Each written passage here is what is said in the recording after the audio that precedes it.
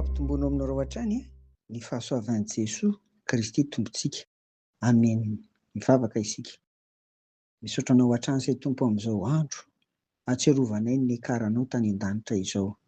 Ary misaotra anao fa noho ny fahasoavana dia manana anjara izay hidera sy hankalaza ary amin'ny voninahitra anao.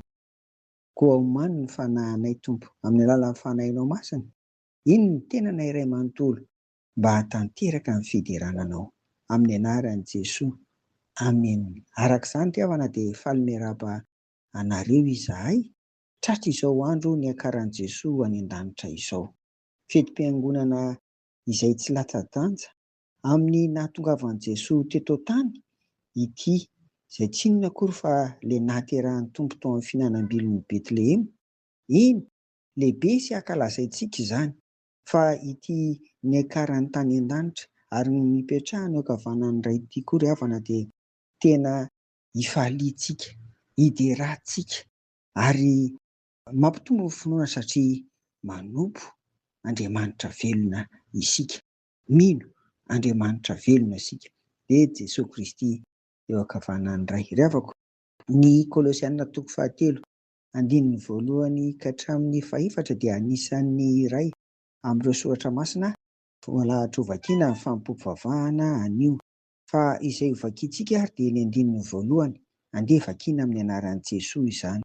Koa raha niarina natsangana tamin'i Kristy ianareo dia katsao ny zavatra any ambony, any amin'izay toeran'i Kristy izay mipetraka eo an-tànankavanan'Andriamanitra. Amen. Ry havako, ny kristianina vita batisa ankehitriny dia ambara eto fa hoe niarina natsangana tamin'i Kristy. Inona izany? Nisy fiainana atao hoe natoriana izany, indriky ny ota izany, indriky ny fiainana tamin'ny lasa izany. Ka izao indray kosa efa nitsangana satria efa nidiovin'ny Tompo tamin'ny batisa ary efa nanolontena ho azy dia fiainam-baovao indray ny dikan'izany. Noho izany dia tsy mitovy fiaina sy fanao amin'izao tontolo izao intsony ny niarina natsangana tamin'i Kristy dia isika mpino vita batisa izany. Ry havana, tsy mandany andro amin'ny atao hoe fahadalan'izao tontolo izao na ny rendrarendran'izao tontolo izao intsony. Tena tsy any amin'izany intsony tsika satria mandalo koa tsy maharitra ny eto amin'izao tontolo izao. Noho izany dia ampahirezina mba hitady fantatra, hikatsaka hoy ny soratra masina teto, ny amin'ny zavatra any ambony, any amin'izay itoeran'i Kristy. Fa any mantsy ny misy ny maharitra mandrakizay. Ny atao isan'andro mandritra ny androm-piainana ary arak'izany dia izao voalohany, atao tanjona lehibe eo amin'ny fiainany ry havana.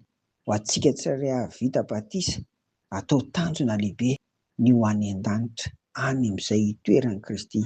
Ary dia ho arovantsika toy ny anak'Andriamaso izany mba tsy ho voafetipetin'ny loton'izao tontolo izao. Faharoa, ny fiainana eto an-tany dia amboarina mifanaraka amin'ny sitrapon'Andriamanitra, mifanaraka amin'ny fiomboanam-piainana miaraka amin'i Jesoa dieny izao.